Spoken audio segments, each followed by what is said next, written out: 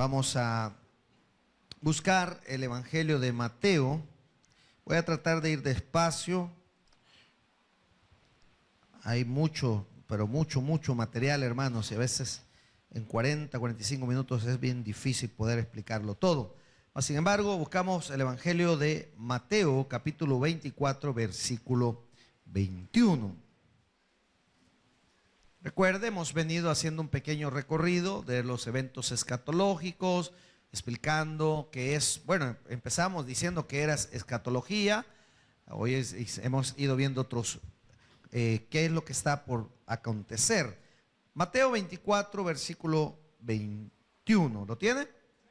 Dice la Biblia: porque habrá entonces gran tribulación, cual no la ha habido desde el principio del mundo hasta ahora, ni la habrá. Padre, en el nombre de Jesús, quiero pedirte que el Espíritu Santo ponga palabras en mi boca. Te pido, Dios, que todo lo que diga, haga, glorifique tu nombre. Te pido, Señor, sabiduría de lo alto para poder enseñar conforme a tu santa y soberana voluntad. Pido, Dios, que lo que digamos en esta noche sirva para tener claro, Dios, esos eventos que están por suceder, para que anhelemos el hecho de ganar más almas para Cristo, que estemos preparados, velando por tu pronta venida, Señor. Hoy te pido, Señor, que cada uno de mis hermanos puedan abrir su entendimiento para que podamos juntos comprender y aprender más de tu bendita palabra. Pido al Espíritu Santo que me guíe principio a fin, en el nombre de Jesús. Amén y amén. Tomemos nuestros asientos. Mis hermanos, hemos venido hablando de los eventos escatológicos, hablamos y explicamos que la escatología son los eventos del porvenir. Un hermano me dijo: pastor, ¿y por qué siempre al principio usted repite lo del miércoles pasado? Porque hay unos que no vienen y se pierden. Entonces, para llevar un hilo conductor. Entonces, hablábamos de los eventos escatológicos, eventos por venir. Hablábamos de que nosotros estamos esperando la venida de Cristo. Amén. ¿Cuál es la condición para irnos con Cristo? ¿Cuál es la condición? Haberlo confesado con nuestra boca. Amén. Ahora, hablamos después de eso, esto lo podemos ver en Tesalonicenses, en el capítulo 4, acerca del arrebatamiento, de que vendrá Jesús por su iglesia, por aquellos que han creído en Cristo. Ojo por esto, entendamos algo. Cuando hablamos de iglesia, hablamos aquellos, el cuerpo de Cristo, aquellos que hemos entregado nuestra vida a Jesús. No como el mundo lo mira. El mundo hace religiones. Entonces cada quien habla de su iglesia, cada quien dice de su iglesia. No, hablamos de los que han entregado su corazón a Cristo. Una de las facilidades para entender cuando una iglesia u organización es secta es cuando ellos dicen: solo nosotros somos salvos. ¿Por qué? Porque ellos están limitando a Dios. Yo no puedo limitar a Dios. Amén. Entonces usted deberá entender que cuando Cristo venga por su iglesia, entendiendo que la iglesia es todo aquel que ha confesado con su boca que Jesús es el Señor. Ojo con esto, no solo por confesarlo, sino por vivirlo. Su fe deberá producir frutos. Amén. Porque no solo se trata de repetir una oración, ¿verdad?, como tal cual Perico repite. No, debemos de vivirlo. Ahora, después de eso hablamos que como iglesia vamos al Bimá, se recuerda, al tribunal de Cristo, donde muchos, el tribunal de Cristo, dijimos, no es para condenación, no es, ya somos salvos, ahora es solo para premiación y vergüenza. Premiación para aquellos, y mencionamos una serie de coronas, para aquellos que hacen labor por amor, ¿verdad? Las coronas de justicia. Hablamos de varios tipos de coronas de acuerdo a lo que hagamos en vida después de recibir a Cristo. Hay coronas para los que anhelan su venida, para aquellos que predican su palabra, para los que ganan almas, para los mártires. Hablábamos y mencionamos el primer mártir, que era Esteban. Entonces hablamos de esa premiación y de aquellos que no, simple y sencillamente no hicieron nada, conocieron de Cristo, entregaron su vida a Él, pero nunca evangelizaron, nunca ganaron un alma para Cristo, nunca hicieron algo más. Entonces hablábamos de premiación para unos y vergüenzas para otros. Luego de eso entramos en el periodo de lo que era la boda del Cordero. Explicamos un poco, creo que la semana anterior, acerca de cómo eran las bodas en el judaísmo, de cómo los papás se ponían de acuerdo para que se casasen, ellos decidían quién. Había un periodo de un año, de desposorio, ¿sí? De cuando en ese periodo no es que fueran novios, anduvieran ahí, sino que había un periodo donde se ponían de acuerdo, habían unas arras, es decir, había una garantía, había se daba algo en garantía de que ese matrimonio se iba a consumar. Decíamos que nosotros los cristianos, nuestra garantía es el Espíritu Santo, quien nos garantiza, ¿verdad?, nuestra salvación, y que seremos, pues nos casaremos con Dios. Ahora, hablamos un poquito de las bodas del Cordero y luego entramos a lo que era la tribulación. En la tribulación es donde se dan, miren, la tribulación es un periodo de 7 años, donde existe la tribulación como tal y la gran tribulación. Entonces, esta noche me quiero enfocar un poco en lo que es el propósito de la tribulación, de por qué la tribulación. En la tribulación es donde suceden la mayoría de cosas, donde vamos a ver lo de las, ahí ya se mira un poquito más acerca de las copas de la ira y todo eso. Créame que es un tema bastante largo para desarrollar. Ahora, ¿cuál es el propósito de la tribulación? El primer gran propósito es el de preparar a la nación de Israel para recibir a su Mesías. Amén. Oiga bien esto. Nosotros estamos ya en el cielo con Cristo. Ahora, ¿qué sucede aquí abajo? Se está dando la tribulación como tal. ¿Qué sucede en la tribulación? Bueno, ¿para qué sirve? Primero, el propósito inicial es que, recuerde, a esta altura son pocos los judíos que han aceptado a Cristo como su Señor y Salvador. La mayoría no recibe a Cristo. La mayoría no creen en el Nuevo Testamento. Entonces ellos no ven a Jesús como su Mesías. Ellos aún lo están esperando. Ellos están esperando todavía que venga su Mesías. Ahora, este periodo de tribulación va a servir para que se cumpla una profecía que hizo que la encontramos allá en Jeremías. Pero antes de ir a Jeremías, veamos lo que dice Mateo 24:21. Dice: porque habrá entonces gran tribulación, cual no la ha habido desde el principio del mundo hasta ahora, ni la habrá. Mis hermanos, en este capítulo 24, que son capítulos tribulacionarios, estos capítulos nos enseñan todo lo que va a suceder. Recuerde, en la tribulación que se va a estar llevando acá en la tierra en esos 7 años, va a haber una situación donde los judíos, el propósito que Dios tiene con esto es que el judío busque de Jesús, busque y se cumplan en él aquellas profecías donde puedan cumplirse todos los pactos. Recuerde, usted le habla a un judío de Cristo, no crea que es fácil ganar a un judío para llevarlo a los pies de Cristo. Estaba leyendo un poquito de esto por una materia que estamos impartiendo de sectas, de cómo ganar a un judío para Cristo. Leía que, por ejemplo, en Chile han hecho algo bien interesante. Usted entra y no le llaman iglesia, son judíos mesiánicos, es decir, judíos que han aceptado a Cristo como su Señor y Salvador. ¿Qué hacen ellos? No le llaman iglesia. ¿En dónde se reúnen los judíos, hermanos? ¿Cómo se le llama el lugar donde se reúnen los judíos? Sinagogas, ¿verdad? ¿A qué se le llama mezquita? ¿Es lo mismo que una mezquita? Pregunto. ¿Sí o no? No. ¿Cuál es la diferencia? La mezquita es donde van los musulmanes, los del Islam.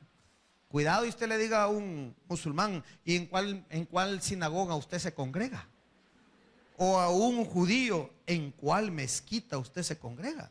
Como que a usted le dijeran: mire, ¿y a cuál asamblea, cómo se llama, salón del reino se reúne? Entonces hay que diferenciar un poco eso. Entonces dice que allá no le llaman iglesia, sino que le llama sinagoga. No es que son judíos, no, son cristianos evangélicos. Pero ¿qué hacen para que el judío se interese? Símbolos como este, la bandera de Israel, el menorá y la estrella de David. La estrella de David es bastante reciente, pero eso lo hacen como un ambiente para que el judío diga: no es una iglesia, es una sinagoga. Pero ya adentro, claro, ellos hablan, conocen costumbres judías, a modo de que ellos puedan reconocer a Jesús. Usted puede encontrar una serie de de profecías que están en la Biblia, en el Antiguo, que se cumplen todas en Jesús. ¿Estamos claros en eso? El problema del judío, que como el judío no cree en el Nuevo Testamento, ¿cómo lo convence? Ese es el problema de los judíos. Entonces, uno dice, no, mire, pero es que en Jesús se cumplen todas las profecías del Antiguo y usted las lleva al Nuevo y pegan todas, hermano. De hecho, usted vaya a internet, ahí las va a encontrar al Antiguo y donde se cumplan con Jesús. Nacido de una virgen, ¿verdad? Que entrará en un pollino, y todo eso se cumple, todas las profecías en Jesús. Pero el problema del judío es que él no cree en el Nuevo Testamento, hermano. No lo cree. O sea, para él no acepta el Nuevo Testamento. Entonces ahí tenemos ese problema. Ahora, ¿para qué va a ser la tribulación entonces? El propósito principal es de preparar a la nación de Israel para recibir a su Mesías. Veamos qué profecía nos habla acerca de esto. Jeremías 37, búsquelo por favor. Jeremías 37. ¿Por qué decimos que la tribulación tiene que ver con los israelitas o los judíos? Vea lo que dice Jeremías 37. Esta es una, hermanos, yo a veces solo doy uno o dos textos, hay muchos más textos. A veces solo toco uno o dos porque no quiero confundirlo, hay una cantidad enorme de textos. Pero tratamos de buscar el que nos pegue o nos sea más fácil de interpretar. Jeremías 37, ¿lo tiene? ¿Qué dice? Dice, cuán grande es aquel día, tanto que no hay otro semejante a él. Tiempo de angustia, ¿para quién?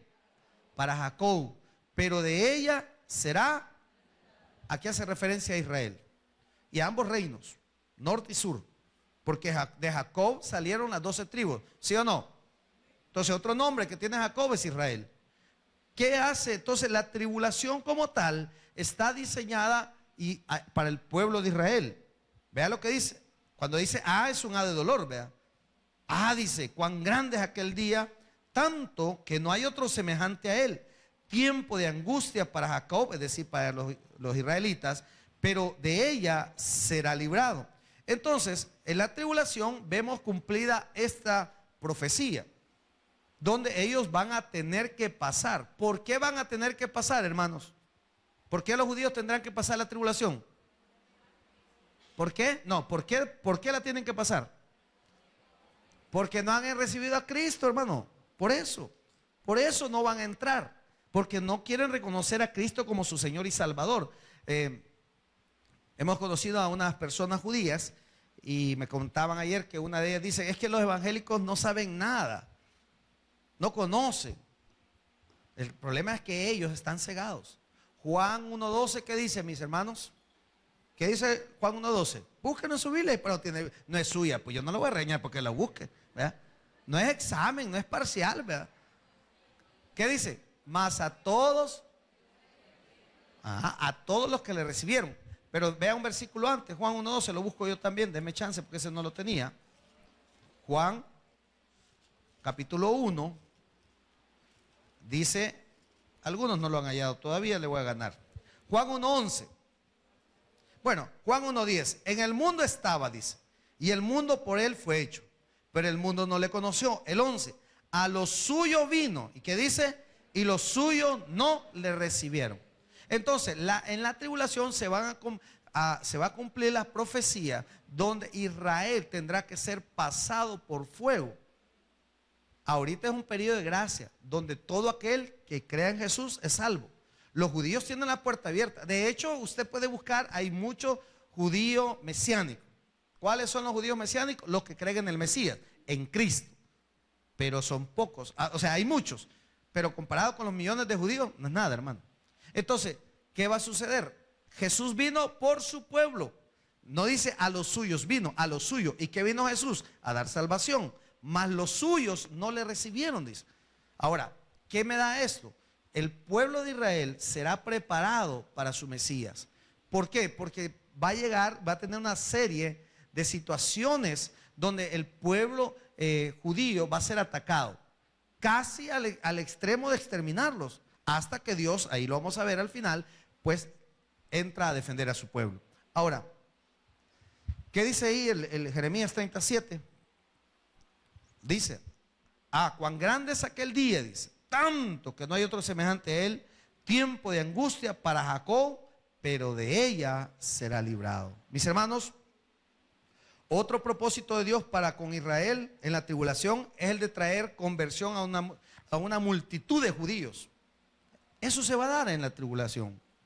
Aquellos que ahora no reconocen a Jesús como su Señor y Salvador, en ese periodo, recuerde que Israel es el pueblo escogido por Dios.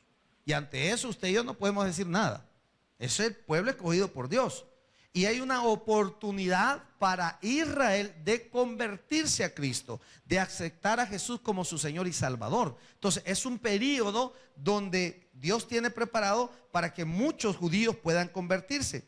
Ahora, ¿qué es lo que quiere el Señor? Que muchos judíos se puedan convertir para darle los pactos, para poder, los pactos que hizo con Israel. ¿Cuáles pactos tenemos, hermano? ¿Cuáles pactos hay, hermano Nelson? El adámico, el edénico, el mosaico, ¿sí? El nuevo pacto. Entonces, hay pactos que son directamente para con Israel. Hay algunos pactos que son de doble cumplimiento, hay algunos que van a cumplirse. Ahora, ¿qué sucede? ¿Qué quiere Dios? Tratar directamente con Israel. Acuérdese que todos los que hemos recibido a Cristo somos parte del pueblo de Dios, pero porque hemos sido injertados. El olivo original es Israel. Entonces, para Israel vino Cristo, pero como no le recibieron, se abrió una puerta. Y ya estaba también desde los principios que nosotros íbamos a entrar a través, Abraham le dice, será padre de multitudes. Entonces, ¿qué quiere con la tribulación al Señor? Que los israelitas entiendan. Es un periodo duro para el pueblo de Israel. ¿No se ha preguntado usted por qué Israel tiene tanto poder? Hay muchos que lo aman y otros que lo odian. Nosotros somos amigos de Israel y por eso nos critican en las redes sociales, porque muchos hablan que los israelitas son aquí, que son allá y que pero vea un pueblo atacado, hermano. ¿Cómo se explica a usted un pueblo tan pequeño, 6 millones, 7 millones ahí, en medio de una cantidad enorme de otro pueblo y no se lo pueden terminar? Porque de alguna manera es el pueblo de Dios y Dios siempre lo va a proteger. Ahora, ¿qué está haciendo Dios en la tribulación con su pueblo? Llamándolo a corrección. Eso es cuando usted va a corregir un hijo y le dice, mira, vení, con vos quiero hablar. Y nosotros, no, ustedes están libres, ¿verdad? Esa es nuestra situación. Recibimos a Cristo, nos vamos con Él, vamos al Bimá, las bodas del Cordero, pero aquí abajo Israel está siendo pasado por fuego. ¿Para qué? Para que reconozca en Jesús su Señor y Salvador. Ahora, ¿qué más tenemos? Las buenas nuevas de que el rey está por volver serán predicadas. Mateo ahí mismo 24:14, donde estamos, Mateo 24:14. ¿Qué va a suceder? Se va a predicar las buenas nuevas de salvación, de manera que Israel se vuelva su creador y libertador. 24:14. Búsquelo por favor. Mateo 24:14. ¿Lo tiene? Dice, y será predicado este evangelio del reino en todo el mundo, para testimonio a todas las naciones, y entonces vendrá el fin. De manera que Israel se vuelva su creador, mis hermanos, y libertador, así como Juan el Bautista predicó tal mensaje para preparar a Israel para la primera venida del Mesías. ¿Se acuerda? ¿Se acuerda que dice que Juan vino y él predicaba, arrepiéntanse? Entonces, en la tribulación habrá predicación de este evangelio, dice. Es decir, de las buenas nuevas de salvación por medio de Cristo. ¿A quién? Al pueblo israelita, a los que hayan quedado, aquellos que no han querido, especialmente el pueblo de Israel que no quiere nada con Dios. Vaya a Israel, hermano. Vaya a Israel, algún día por fe debemos de ir, ¿verdad? Le aseguro que ahí, no crea que ahí está la capital mundial de la religiosidad, ahí está Jerusalén, pero eso está dividido. Ahí hay católicos, bueno, evangélicos hay muy pocos. O sea, ahí la mayoría son judíos o musulmanes, es decir, del Islam. Entonces, usted puede ver que en este tiempo los judíos no quieren nada con Cristo. No quieren nada con Cristo. No lo van a reconocer. Gloria a Dios que algunos lo reconocen. Pero en este tiempo de tribulación van a tener que buscar, porque van a ser perseguidos. Ahora, ¿Qué más tenemos? Dice, Elías predicará para preparar a Israel para su segunda venida. Malaquías 4, búsquelo conmigo. Malaquías, un poquito atrás de Mateo.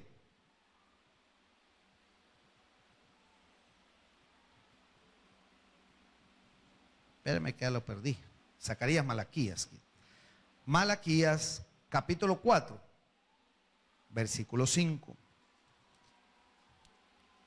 ¿Lo encontró? Ay, mire lo que dice. He aquí dice, yo os envío el profeta Elías antes que venga el día de Jehová grande y terrible. ¿Qué va a suceder? Con esto, ¿qué pretende Dios? Que el pueblo busque de Jesús. ¿Y a quién va a mandar? A Elías. ¿Y por qué a Elías?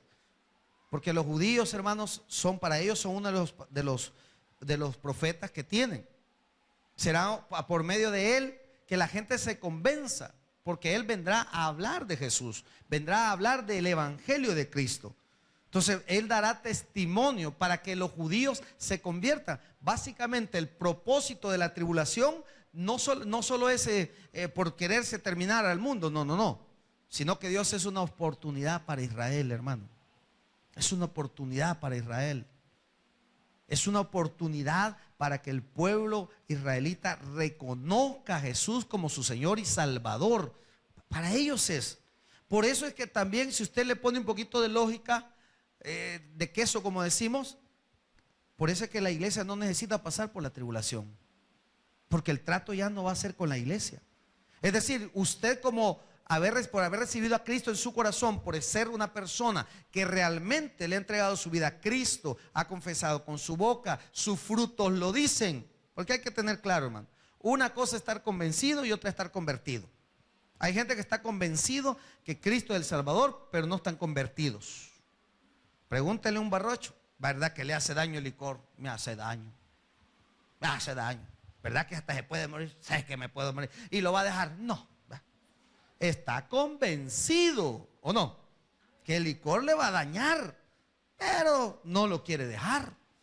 No lo quiere dejar. Entonces, hay gente que dice haber recibido a Cristo, pero realmente no está convertida. Entonces, tiene lógica que la iglesia no pase la tribulación, porque ya no es el trato con la iglesia. Ahora el trato es con Israel. Ahora el propósito principal, y por eso lo estoy remarcando, es que Israel pueda reconocer y multitud de judíos se conviertan a Cristo. Recuerde que Jesús dice, Juan 3:16 y Juan 3:17 y en el 18 nos habla de que Él no vino a condenar al mundo. Amén. Nosotros no tenemos un Dios condenador. No sé a usted, pero a mí me enseñaron cuando yo estaba pequeñito en la iglesia tradicional que si yo me portaba mal, me caía. Y todo era en base a temor, a miedo. Si te portás mal, bueno, para en Semana Santa no lo dejaban a uno subirse a un árbol, ni correr, menos escupir. Solo podía comer pescado, no podía poner carne. Y había veces le prohibían bañarse a uno, ¿se acuerda? A algunos se les quedó tan grabado que ya no se bañan a esta altura, pero son religiosidad. Entonces Jesús no vino a condenar, a su pueblo no lo vino a condenar. Entonces hay una oportunidad que Cristo da para que su pueblo Israel vuelva, se enfoque hacia Él, busque de Dios. Ahora, ¿qué más tenemos? Busque conmigo Apocalipsis 7:3. Trato de ir despacio para que si tiene que anotar, anote. Apocalipsis, de nuevo digo, no son los únicos versículos, hay más versículos. Apocalipsis 7:3.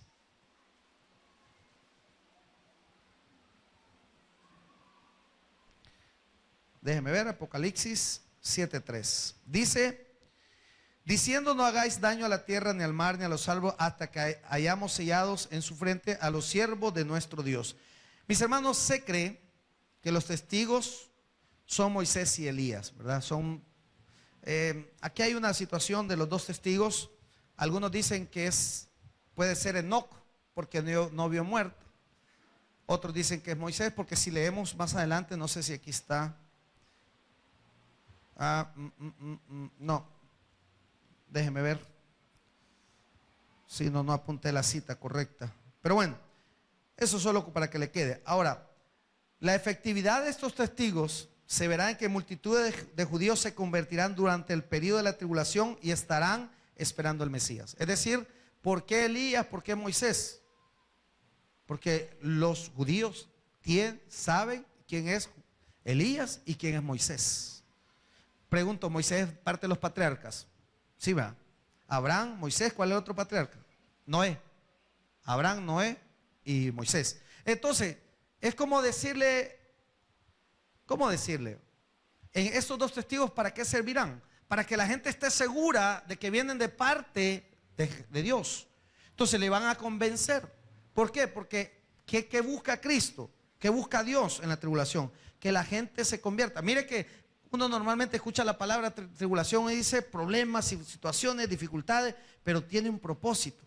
Y ahora le quiero dar una aplicación práctica en su vida. Cuando estemos pasando una tribulación, no es porque Dios se goce en que usted esté en agüite. No, es que Dios quiere sacarlo adelante. Y Dios quiere que usted se vuelva a Él. ¿O no es cierto? ¿No es cierto que ahí nos pasa? Para en diciembre muchos de ustedes ya no los voy a ver aquí. Pero en enero vamos a estar llenos, hermano. ¿Eh? ¿Es cierto? Cuando tenemos trabajo casi ni venimos, hermano. Pero cuando no hay trabajo, aquí vivimos. Gloria a Dios por eso. No porque estés en trabajo, no, porque esté con nosotros, ¿verdad? Entonces hay que aprender también. Recuerde que la palabra tiene que llevar algo que sea práctico para nuestra vida, que lo podamos aplicar. Entonces la tribulación como tal es sinónimo de problemas, hermano, de situaciones, de dificultades. Nosotros no la vamos a vivir, pero sí tenemos tribulaciones en nuestra vida. Aquí hay personas que están atribuladas por problemas de salud, por problemas económicos, que es lo más común, por la delincuencia, hermano. ¿O no le carga a usted? A mí me carga. Nuestros hijos salen y usted no sabe. Ahí está, acaba de salir, ¿por dónde vamos? Ya venís. No saques el teléfono y usted le está llamando, ¿va? ¿Se había? Acá el teléfono en el bus y no, usted le está marcando, pues. Entonces, en ese periodo tiene un propósito. Mire qué interesante. El periodo de tribulación no es el hecho de poder dañar, arruinar. No, es el hecho de dar una oportunidad a su pueblo. En el periodo de tribulación que usted esté viviendo, no es para que usted se aleje, sino es para que más se acerque a Dios. Ahora, hay otro propósito también. Mis hermanos, Dios también tiene el propósito, de derramar juicio sobre los hombres y naciones incrédulas. ¿Conoce usted alguna persona incrédula? Yo sí, hermano, un montón de gente incrédula que no quiere nada con Cristo, no quiere nada con Dios. Mira, vamos a la iglesia, busca de Dios. ¿Y para qué, pues? Todos los pastores son mañosos. Amén, hermano, pero Dios es Dios y Él no cambia. Y usted no viene a buscar un pastor, viene a buscar de Dios. Entonces hay un montón de gente incrédula. Hay un montón de gente. Entonces el propósito de la tribulación también va a servir como el hecho de poder derramar juicio sobre los hombres. Ahí sí estamos claros, hermano. Va a haber juicio para aquellos que no han querido nada con Cristo. La gente ahora se burla. ¿Qué dice la gente? No, hombre, si eso del infierno es mentira, hombre. Es algo inventado por los pastores para meterte miedo. Mi hermano, el infierno es tan real que no nos podemos ni poner a jugar con eso. Ahí está una película de la Ouija, hermano. Ni se le vaya a ocurrir el ver. Eso es abrir una puerta. Hay que tener mucho cuidado. Hay que tener mucho cuidado. Si usted ve, nosotros, al menos los bautistas, no hablamos tanto del infierno ni de Satanás. ¿Por qué? Porque quien importa hablar es de Jesús, hermano. Ahora, eso no significa que no existe el infierno, que no exista Satanás. No se ponga a jugar. Hay gente que pone que yo en el nombre de Jesús voy a echar fuera demonios. Y si no está bien parado, cuidado, hermano. Cuidado, no juegue con eso, a no ser que usted esté preparado espiritualmente. Se lo digo como pastor que Dios nos ha puesto en este lugar, que 2 o 3 veces hemos tenido oportunidad de enfrentar situaciones como esta y dan miedo, hermano. Aquí está mi esposa y bien me recuerdo que la última vez fue un caso duro que nos echamos ahí en la oficina, hermano, de una hermana que venía poseída. 2 veces en lo sumo he tenido la oportunidad y no quiero más oportunidades de esas, hermano, porque no es fácil. No es fácil. No es fácil. Yo no me la voy a llevar de espíritu flautico, ¿verdad? No, no es fácil. Hay que tener, pues primero hay que estar bien preparados. Entonces, ¿qué va a suceder? El otro propósito de la tribulación, fácil, juicio sobre los incrédulos. Juicio sobre los incrédulos. Es decir, ellos también, aquellos que se queden, cuando Cristo venga por su iglesia, va a haber un juicio en la tribulación para ellos también. Porque no crea que solo Israel va a sufrir, van a sufrir todas las naciones. ¿Se recuerdan cuando cayeron los aviones allá en Estados Unidos, en las Torres Gemelas? ¿Qué año fue? ¿2000? No, 2011 no. 2011 fue. 2001. Pónganse de acuerdo. Cuenten bien el chambre. ¿Qué año fue, hermana? 2001 fue. ¿Y quién dice 2011? Esos son los terremotos. No, va, tampoco fueron en el 2001. Va, en el 2001 fue, sí, hermano Benjamín, en 2001. Va, ahí está. Los demás no digan nada porque no es en 2011. En el 2001, nosotros teníamos 2 años de convertidos con mi esposa. Nosotros nos convertimos en el 98, creo, 99. Estábamos pollitos, hermano. Estábamos, pero y yo andaba trabajando. Y yo ya había oído del arrebatamiento, de la tribulación. Y de repente cae un avión y yo iba en mi carro. Y me subo y venía manejando, iba para mi oficina ahí en la 25 Avenida Norte, ahí en el edificio Gaza. Íbamos para ahí y dicen, cayó un avión. Cayó otro avión. Cayó. Rapto, dije yo. Sí. Me quedé, dije. No le miento, hermano. Le llamo a mi esposa y me contesta, también esta se quedó. Dije, no, mire, me dio miedo, hermano. Me dio miedo. Porque, claro, yo había escuchado del rapto y había visto una película, ¿se acuerda? Que va y el avión se queda sin piloto. No, me asusté. Híjole, dije, yo no recibí bien a Cristo. Y en esos días el pastor general había estado predicando acerca de, ¿está seguro? ¿Que está seguro? ¿Se acuerda? Yo dije, no estaba seguro. Dije. Fíjense que la gente incrédula se burla de nosotros. Se burla, la gente se burla. Ahí dicen que va a quedar y que van a... La gente se burla. Para ellos habrá juicio también en la tribulación. Y no nos debería de alegrar. No nos debería alegrar, nos debería entristecer. Porque dentro de esa gente incrédula hay papás, hay hermanos, hay tíos, hay esposos. Ay, está bueno, pastor, hay que me las pague todas en la tribulación, mi marido me da una... No, ¿verdad? ¿Verdad que no? Nos debería dar tristeza, hermano. Deberíamos de estar prestos a evangelizar más a la gente. Deberíamos de estar más en sintonía de querer que esa gente no entre en la tribulación. Porque a veces lo agarramos, ay, si se muere que va al infierno, está bueno que las pagues todas. No, no es desquite. Porque Dios es un Dios justo. Y Dios conoce el corazón, hermano. Dios sabe si realmente nosotros nos gozamos en que otro no conozca de Cristo o que se vaya al infierno o que tenga que pasar, si es el caso, que Cristo venga por su iglesia, por esta tribulación. Eso nos debería motivar a todos. Hermanos, sé que es un estudio, pero también tenemos que tener la parte evangelística dentro del sermón. Y tenemos que abrir nuestra mente.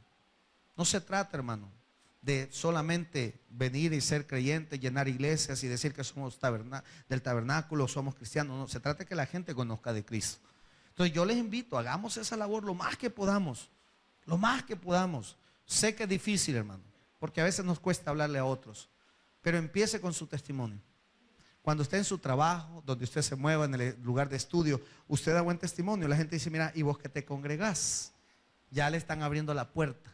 Sí, fíjate que yo he tenido la oportunidad de conocer a Cristo como mi único y suficiente Salvador personal. Ya empieza usted primero con su testimonio. La gente lo ve y dice, lo observa. Entonces, ¿qué estamos planeando con esto? Sacarlos de la tribulación, hermano. Que no vayan a llegar a ese punto. Que no se vayan a ir al infierno. Mire, créame que como pastor, para mí es difícil, pero difícil cuando tengo que ir a un velorio donde el muertecito no es creyente.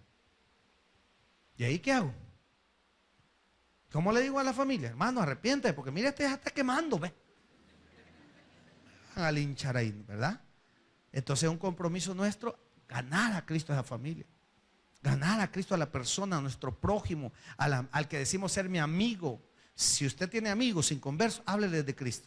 Pastor, no quieren nada. Por lo menos usted ya lo hizo, ya lo intentó. Ya no le diga nada, siga dando buen testimonio. Porque llegará el momento en que su buen testimonio, su convicción, va a hacer que esta gente pueda reconocer a Cristo como su Señor y Salvador. Vea, todo tiene un propósito. Dijimos, el primer propósito es que el pueblo de Israel busque de Dios, ya en la tribulación, en su problema, busque de Jesús para ser salvos. Ahora, y que aquellos que no creen, que los incrédulos, aquellos que hoy se burlan, se mofan, hacen qué sé yo, negocio del evangelio, porque no todos los que estamos en esto, hermanos, están de corazón. No crea que también, no solo por confesar con su boca, no, de corazón. ¿Cuánta gente usted conoce, hermano, que hace oración de fe, de acorita o por beneficio? Yo en lo personal no estoy de acuerdo en evangelizar a una persona que esté tomada. ¿Qué conciencia tiene de responsabilidad? Un bolo con que usted le dé $1. ¿Cuántas veces querés que te haga? Vos, el Padre Nuestro, te rezo si querés también. No, no funciona así. Entonces aquí cabe lo que decía el pastor general. ¿Está seguro que está seguro? No, no le va a pasar igual que a su pastor, que va a estar abatido, que nos habíamos quedado, hermano. A veces también tenemos que ver y estar seguros que vamos al cielo. Y que iremos al cielo por creer en Jesús y por dar buenos frutos, hermano. No se trata de dar buenos frutos sin creer en Jesús. No, creo en Jesús. Mi vida debe de reflejar los buenos frutos. Ahora, para seguir y no salirme un poquito de este tema, Apocalipsis 7:9 le leímos. No, ¿verdad? Pues leámoslo. ¿Qué quiere Dios? Que mucha gente se salve, que mucha gente reciba a Cristo, que los judíos puedan reconocer a Jesús como su Mesías. Después de esto, dice el 7:9, miré y he aquí una gran multitud, la cual nadie podía contar, de todas naciones y tribus y pueblos y lenguas, que estaban delante del trono y en la presencia del Cordero, vestidos de ropas blancas y con palmas en mano. ¿Qué quiere Dios? Que los judíos se salven, hermano. ¿Cuál es el mayor anhelo que uno tiene con su familia? Yo lo veo en algunos de ustedes. Pastor, fíjese que mi madrecita ya recibió a Cristo. Una gran alegría, amén. Eso quiere Dios también. ¿O no se alegra usted cuando un hijo que ha andado en desobediencia, no quiere andar con Cristo, de repente dice, mira mamá, quiero ir al culto con vos? Mira papá, te puedo acompañar. Y usted dice, ¿y este diablo quiere ir de usted? Gloria a Dios porque quiere de Jesús. Así se alegra el Padre, así se alegra nuestro Dios, cuando estos judíos reconozcan a Jesús como su Señor y Salvador. Entonces, para terminar, ¿cuál es el propósito de la tribulación? Que el pueblo de Israel se vuelque o se volque, como sea, o se vaya hacia Dios, busque de Dios. Y también tiene el otro propósito, de que los incrédulos puedan pagar juicio, porque recuerde que se condena, dice Juan 3:18, por no haber creído en el unigénito Hijo de Dios. Démosle un fuerte aplauso al Señor, mis hermanos. El predicador ha terminado su mensaje. Acepta a Jesucristo hoy como tu único y suficiente Salvador personal. Ora conmigo de la siguiente manera: Señor Jesús, yo te recibo hoy como mi único y suficiente Salvador personal. Creo que eres Dios y que resucitaste al tercer día. Me arrepiento, soy pecador. Perdóname, Señor. Gracias, Padre, por enviar a tu Hijo a morir por mí.